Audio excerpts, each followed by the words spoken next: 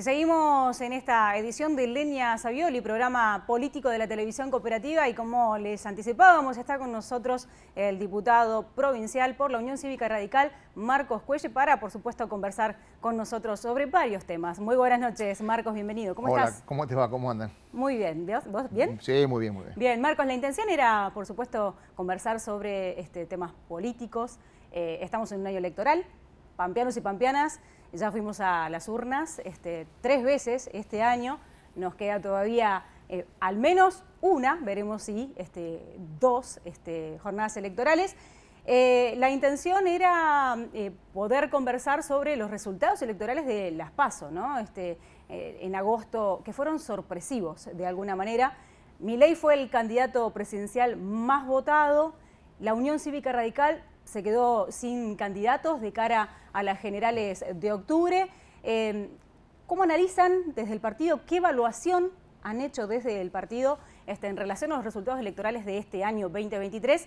Y si hay algún tipo de autocrítica después de lo que ha sido, lo que se puede considerar la derrota de Francisco Torroba, teniendo en cuenta que hay algunos sectores, ¿sí?, algunas líneas del radicalismo que habían presentado sus quejas por cómo fueron conformadas las listas, por cómo se armaron, digamos, las listas en el marco de lo que es el frente electoral también, ¿no? Juntos por el Cambio.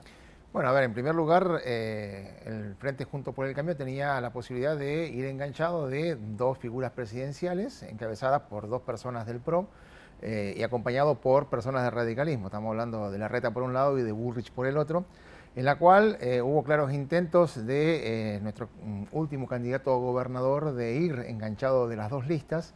Esto no se logró y finalmente termina desistiendo al no llegar a un acuerdo, no a nivel provincial, sino a nivel nacional. Desistió de presentarse como candidato a diputado nacional. Esto inmediatamente activó las líneas internas para ver, bueno, quién podría suplirlo, y terminó siendo la figura que lo reemplaza a nuestro último candidato a gobernador, Martín Merongaray, Francisco Torroba. Esto, la verdad que fue un acuerdo, si se quiere, de todas las líneas, y en realidad es lo que termina siendo la presentación de una lista enrolada dentro de la línea nacional de Morales y Larreta. Y la verdad que el resultado, bueno, primero sí, coincido con vos, no deja de ser sorprendente. Creo que asustó a propios y extraños, o sorprendió a propios y extraños el resultado electoral por el triunfo de Milei. Y en la cuestión interna del radicalismo, bueno, digo, no lo tomo como una derrota del radicalismo, sino que indefectiblemente no se dieron las condiciones para obtener un mejor resultado. ¿Qué quiero decir con esto? Si uno analiza cuánto sacó Rodríguez Larreta y cuánto sacó Francisco Torroba en la provincia de La Pampa, van a notar que hay una diferencia de 2.000 votos a favor de Francisco Torroba. Es decir, Francisco no era un candidato que tiraba hacia abajo, sino que no traccionaba lo que tenía que haber traccionado, la figura de Larreta Morales. Y en el otro carril, en la figura de Bullrich claramente fue la que traccionó a Ardoin, y esto ha sido reconocido por Ardoin. Él se sintió que quien traccionó hacia arriba la boleta fue Patricia Bullrich. Entonces, me parece que sí, que puede ser un anecdótico, un pase de factura interno, el resultado electoral, lo que no deja de ser una realidad palpable que nuestro candidato fue superador a la figura nacional, y indefectiblemente se traduce en que quien no traccionaba o no tenía mejor potencial electoral era la figura nacional. Lo que estás queriendo decir es que por ahí la elección nacional se comió en resultados, podríamos decir, a la provincial. Sí, digo que es un resultado que se replicó casi te diría en todo el país. Y digo, la figura de Patricia fue mayor a la de Horacio Rodríguez Larreta, y esto significó, bueno, claramente que los resultados nacionales no acompañaron, a diferencia de lo que sí podría haber sido en cualquier escenario, la figura de un radical acompañando. ¿Consideras que hubiese sido diferente si hubiese encabezado la fórmula de un radical? Yo creo que tenemos que haber hecho los esfuerzos desde el radicalismo, y esta sí es una autocrítica, a encabezar las dos listas nacionales, es decir, proyectar un candidato o una candidata radical en la lista de Patricia Bullrich y un candidato y una candidata radical en la lista de Larreta y transformarlo en una interna radical. Ese hubiese sido por ahí el objetivo que teníamos que haber logrado en el debate político. Como militante radical, ¿por qué consideras que se da esta situación? Desde hace ya un tiempo, digamos que el radicalismo por ahí queda como en un segundo puesto, ¿no? Cuando se trata de la conformación de una fórmula en el marco del frente, digamos, Juntos por el Cambio, como que no ha podido encabezar en el último tiempo. ¿Por qué consideras que se da? A ver, yo no creo que haya un retroceso del radicalismo, por el contrario, creo que ha habido un excelente resultado en mayo en la provincia de La Pampa, y esto ha significado un caudal electoral para nuestro candidato a gobernador, que era Martín Berongaray, pero enarbolado en los intendentes e intendentas. Digo, yo creo que el radicalismo sigue dando muestras de que está en la consideración de la gente, en un Francisco Traverso en la localidad de Quemú, que terminó ganando, o en un Iván Fur en Alpachiri, que son chicos jóvenes que vienen a renovar el radicalismo, o en la consolidación de proyectos como el de Abel Sabarot en Hacha o el de Mónica Curuchet en Castex.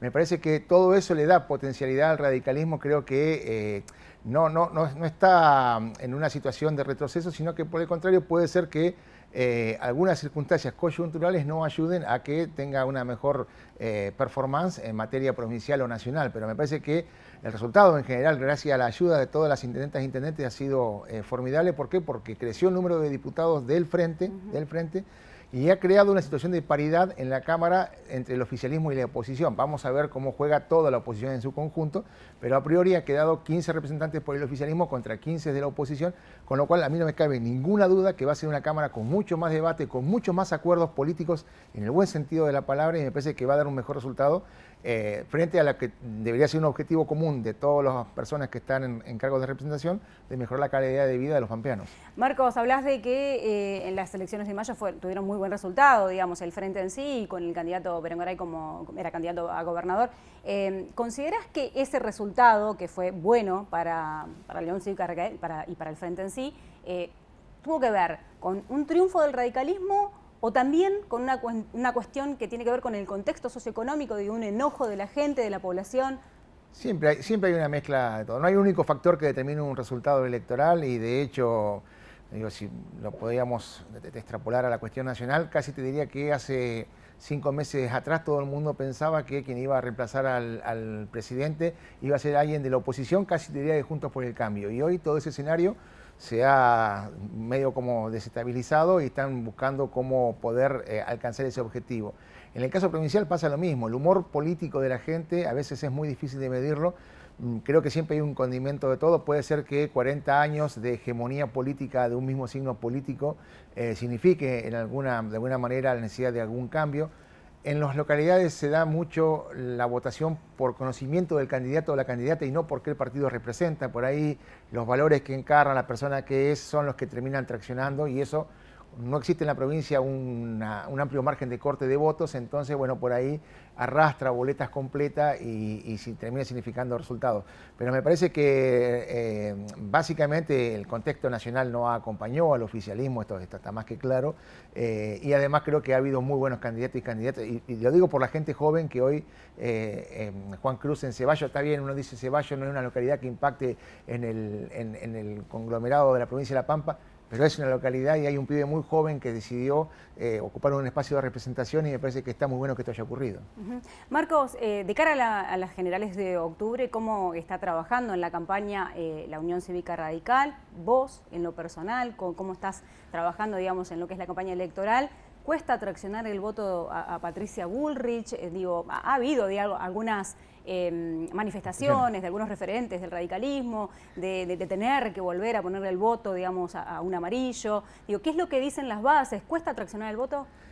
Bueno, es una elección compleja y casi te diría que no sé si se reflejó en las pasos. El caudal electoral no es el habitual y la gente no se siente motivada a votar, principalmente entiendo porque se ponen en juego cargos que no los palpan directamente.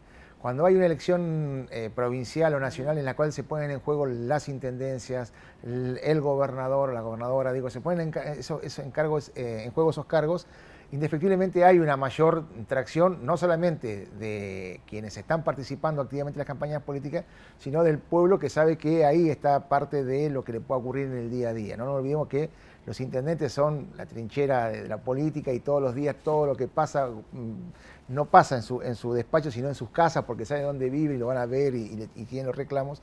Bueno, digo, ahí en esa instancia hay mucha participación y el pueblo casi te diría que siente la necesidad de estar participando de una elección.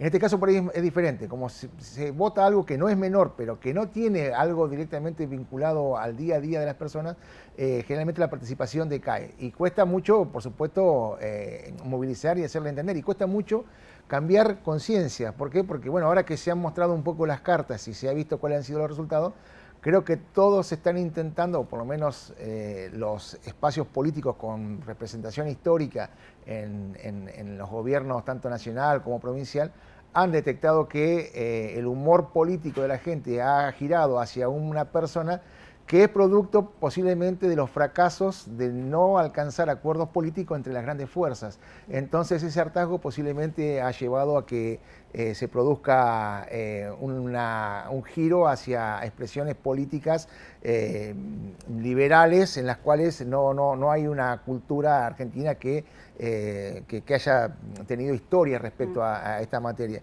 Pero bueno, nosotros estamos encolumnados a algo que ya ha acordado el radicalismo, que es trabajar, digo, los resultados hay que respetarlos y hay que acompañar al que terminó vencedor. El radicalismo va a trabajar en la campaña de Juntos por el Cambio y me adelantaría a decir, pretendiendo ser una de las dos fuerzas que esté en segunda vuelta en noviembre.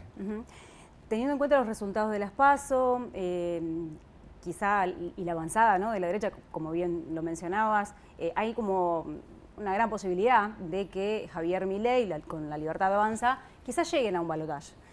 Y también, ¿por qué no?, quizás lleguen llegue a ser presidente de la Nación. ¿Qué se pone en riesgo, ¿no? Si llegase Javier Milei a la presidencia de la Nación, se pone en riesgo, entiendo que un modelo de país, se pone en riesgo, digo, se pierden derechos, se ponen en riesgo los derechos, digamos, adquiridos por la población de la República Argentina en los últimos, no sé, 30 años, 40 años. A ver, claramente lo de Milei ha sido un fenómeno mediático en el cual ha encontrado la forma de comunicar algo que la gente quería escuchar. Y esto no es una cuestión de clase, sino que es transversal a todas las clases y realmente es llamativo lo que ha producido. Yo creo que la mayor preocupación, el mayor riesgo que puede tener es que para gobernar tenés que tener no solamente el poder ejecutivo, sino la fuerza suficiente en el poder legislativo. Y hoy todo lo que uno pretende hacer, me imagino simplemente eliminar el Banco Central de la República Argentina, tendrías que eliminar la ley de entidades financieras, y para eliminar o derogar la ley de entidades financieras necesitaría llevarla al Congreso, y en el Congreso tendría que haber una votación, y yo creo que no están dadas las condiciones para todo lo que se plantea en términos lógicos, porque después hay un montón de cuestiones que son ilógicas e irracionales, pero en términos lógicos, si uno no tiene el poder del Congreso, y esto lo digo por pertenecer a una fuerza, el radicalismo en sus oportunidades de ser gobierno nacional no ha tenido nunca mayoría en el Senado y ha padecido no tener esa mayoría en el Senado. Digo, y en el respeto de las instituciones puede ser que esto signifique la imposibilidad de la concreción de un montón de ideas o proyectos si no se tiene la fortaleza en el Senado y en el Congreso, en la Cámara de Diputados, para poder llevarlos adelante.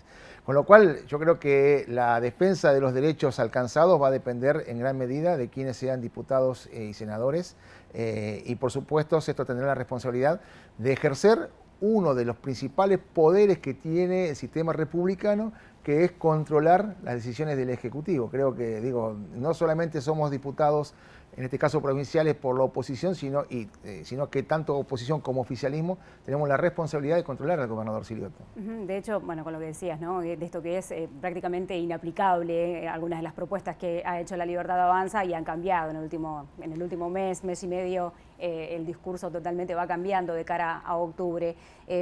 Si llegara a existir esta posibilidad de un balotaje, ¿no?, llega Milei a un balotaje y fuera un balotaje más a Milei, ¿a quién considerás que el radicalismo prestaría apoyo en las urnas? Mirá, es muy difícil. Yo creo que esa decisión debería ser, por lo menos, la bajada de línea debería ser nacional y debería, por lo menos, con lo cual no significa que no respetemos el federalismo de cada jurisdicción y que cada jurisdicción tenga su propia mirada, pero es muy difícil.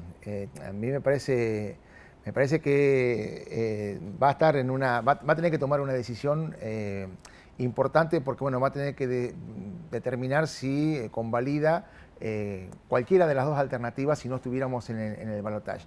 ¿Y cuál de esas alternativas garantiza en mayor medida la institucionalidad, la defensa de la democracia y por supuesto el pluralismo? Yo creo que ahí va a haber que tomar una decisión y eso le corresponderá a los dirigentes que tienen responsabilidades internas dentro del partido. Nos queda poco tiempo, Marcos, pero quería tratar un último tema con vos que tiene que ver con el proyecto de modificación a la ley de coparticipación que presentó el gobernador de la provincia de La Pampa en el último mes en la legislatura pampeana.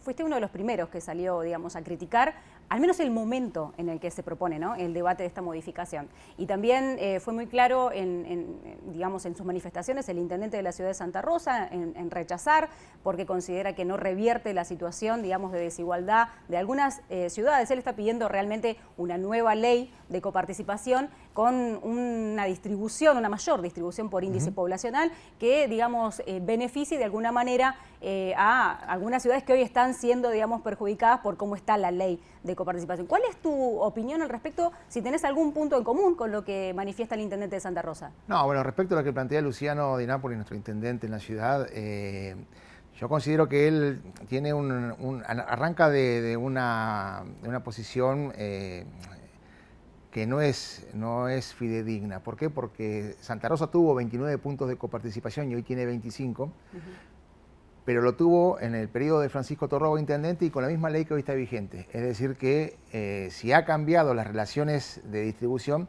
no obedecen específicamente a que ha habido algo nuevo, sino que lo que hoy está no lo está aplicando como se aplicaba en antaño. Respecto al proyecto de ley, yo creo que tiene algunos puntos favorables y otros que son cuestionables. Yo hoy lo planteaba, me parece que hay algunas cuestiones dentro de la distribución o de cómo se distribuyen los porcentajes que los intendentes pueden hacer mucho y en otros no pueden hacer nada. Y ahí sí le doy un poco la razón al intendente municipal de la ciudad de Santa Rosa. Hay un 20% que se distribuye en base al devengado del impuesto automotor. ¿Qué pueden hacer los intendentes para mejorar el devengado del impuesto automotor en cada una de las localidades? Nada. Básicamente, entonces me parece que ese 20% no debería existir como forma o criterio de distribución.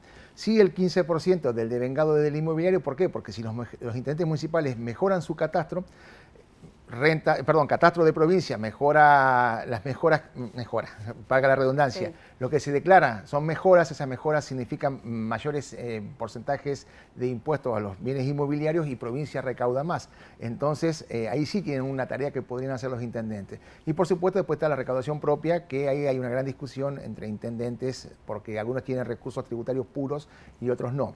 Pero bueno, yo creo que ahí se podrían sacar algunas cuestiones. Lo que para nosotros es imposible dejar de remarcar que no puede ser que se le haya dado un 1% en base a la distribución poblacional a los intendentes de la masa de provincia y que Asuntos Municipales tenga el 2% en forma discrecional. Nosotros tenemos que ir a un esquema de ley en el cual no digo que Asuntos Municipales no tenga una porción de la coparticipación, porque hay que atender muchas veces cuestiones sumamente importantes, sino que además ese porcentaje que recibe sea menor en favor de las intendencias, que se distribuye por un criterio objetivo y no por la subjetividad que puede haber en una dependencia del gobierno. Pero bueno, básicamente hay un montón de cuestiones que se podrían discutir. Hay que ver hasta dónde está dispuesto el oficialismo a ceder en el debate con la idea de intentar armar un saco que le quepa a 80 intendentes y presidentes de comisiones de fomento en la provincia de La Pampa, cosa que no es nada fácil. ¿Vos considerás como el intendente de Santa Rosa que es necesaria una nueva ley?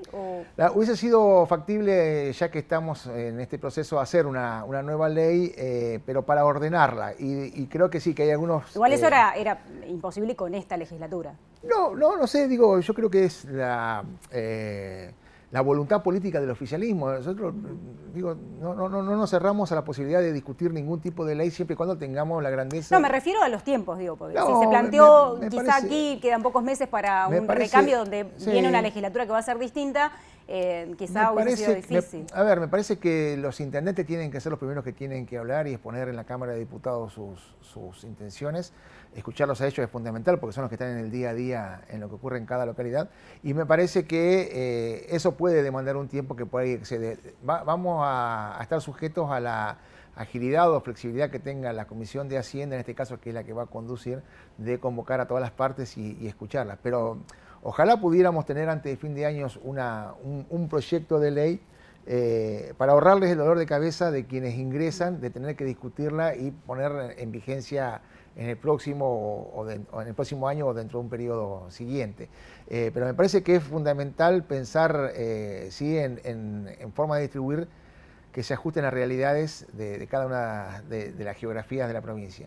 No puede ser que Algarrobo del Águila y Santa Isabel, que son dos localidades que están a 300 kilómetros en promedio de la capital, una tenga 40.000 pesos por habitante y otra tenga 120.000. Y no estoy hablando que los 120.000 los tiene Santa Isabel, los 120.000 los tiene Algarrobo del Águila, que es una localidad muy distinta y pequeña comparada con Santa Isabel. Entonces, hay algunas cuestiones que ahí no nos pueden decir ustedes en la capital si quieren quedar con todo. Estoy hablando de dos localidades que están muy alejadas de todo lo que es la infraestructura provincial, que tienen una diferencia abismal en cómo se distribuyen recursos provinciales.